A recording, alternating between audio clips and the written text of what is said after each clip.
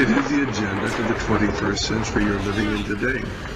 For a brave new world where everything that you cherished and held true will no longer exist. Her history and alarming connections are mostly unknown to the American people. Who is Huma Abedin? What do we know about Hillary Clinton's #1 aide and sidekick for 20 years? Hillary spoke at Huma's wedding saying, "If I had a second daughter, it would be Huma." This presidential election decides who gets to run the most powerful country on earth, so it is obviously very important to understand the facts about Huma Abedin, as she may very soon become Chief of Staff in the White House. I'll be simplifying an intricate web of people, organizations, and events that unraveled over many years. All of this information and more is available online for anyone who has access to Google. Anyway, here is an unbelievable story of infiltration, unfolding before our eyes, and the most important aspect of this election that you definitely won't see on CNN. There are 4 main players in this: Hillary Clinton, Huma Abedin, Abdullah Omar Nassif, and Saudi Arabia. Huma was born in the USA. Then when she was 2 years old, her family moved to Saudi Arabia. They lived in Saudi Arabia for 16 years. Huma returned to the USA when she was 18 to study at George Washington University. Only after 2 years in the country, she became an intern for Hillary Clinton, and soon after started working full-time. Also in 1996, Huma was working at her family business, a journal by the Institute of Muslim Minority Affairs. The Abedin's family business is owned by the Muslim World League, Saudi Arabia's global organization that promotes violent Wahhabi Islam. They even share an office at 46 Goodge Street, London. Saliha Abedin, Huma's mother, and Hassan Abedin, Huma's brother, currently work there still. Abdullah Omar Nassif is one of the founders of the Muslim World League and served as vice president of the Saudi Kingdom Shura Council. He created Huma's family business along with her father. He also funded Al-Qaeda and Osama bin Laden, as did Saudi Arabia, for many years. His organization was declared guilty of funding Al-Qaeda terrorism by the USA State Department. During the Holy Land Foundation trial in 2001, the FBI discovered that the Muslim Brotherhood gave over $12 million to Hamas, the terrorist organization. They also found the secret 18-page plan for the Muslim Brotherhood, which explains that their work in America is a kind of grand jihad in eliminating and destroying Western civilization from within. This document is available online in full. One of the many listed organizations within the Muslim Brotherhood was the Muslim Students Association, which Huma was an executive board member on for 3 years. Only 2 years after Huma left, Anwar al-Awlaki, the Al-Qaeda member and preacher to 9/11 hijackers, became chaplain of the same Muslim Students Association that Huma was a part of. To make things worse, Huma's mother, Saliha Abedin, is a leading member of the Muslim Sisterhood, the women's division of the Muslim Brotherhood. All of these organizations share the same goal and tell us repeatedly in plain English. They want to destroy Western civilization and replace our laws with oppressive Sharia law like you see in Saudi Arabia.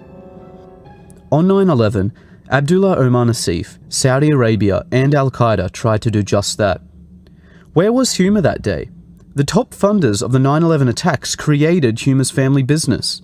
Huma was officially working for the terrorists and Hillary Clinton the day those towers fell. Huma Abedin has never come forward with any information about her Saudi co-workers. Absolutely none of Huma's connections were mentioned by her during the investigations into 9/11. She has made no mention of her relationship to Abdullah Omar Nassif, the Muslim World League, Muslim Brotherhood, or her current status at her family business, which could be of unimaginable assistance to the FBI and the CIA.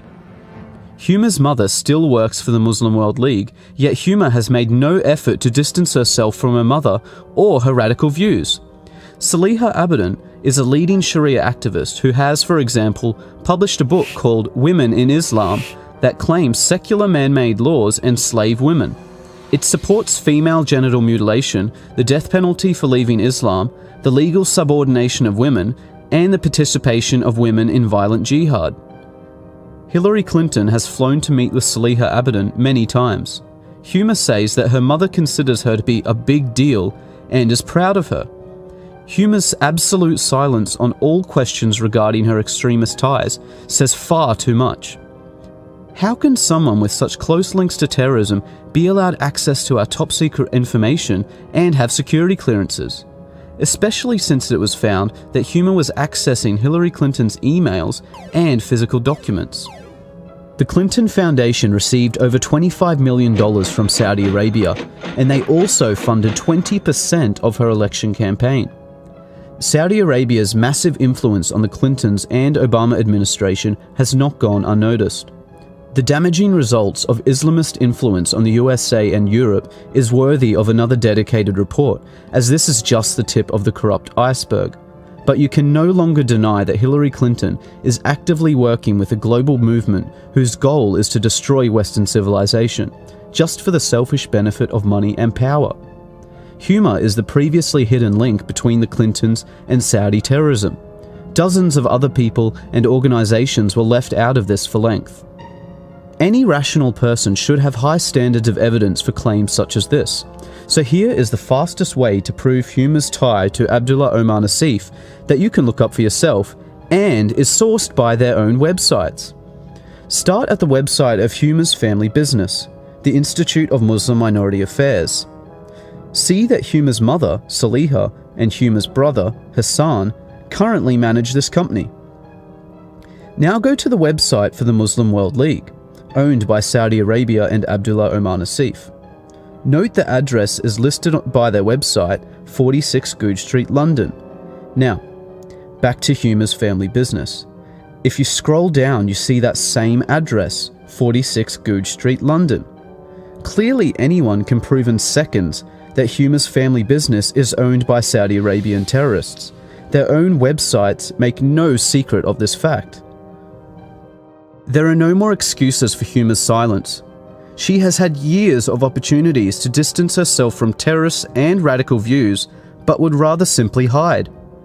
The American people demand an explanation from Huma Abedin and Hillary Clinton before the election. One simple, straightforward question needs to be answered. Did Abdullah Omar Nassif create your family business? And were you working with him in any capacity on September the 11th, 2001? Yes or no? This year marks the 15th anniversary of the day Al-Qaeda murdered 3,000 innocent citizens. Let's not forget about it so quickly. Huma's security clearances should be revoked until she or Hillary directly address this national security threat. Unfortunately, in the meantime, because of the overwhelming silence and lies, it appears to be true that a vote for Hillary Clinton will be a vote for Huma Abedin, the Muslim Brotherhood, Saudi Arabia, Al-Qaeda, and a wish for the complete destruction of the United States of America. Why Hillary Clinton this time around?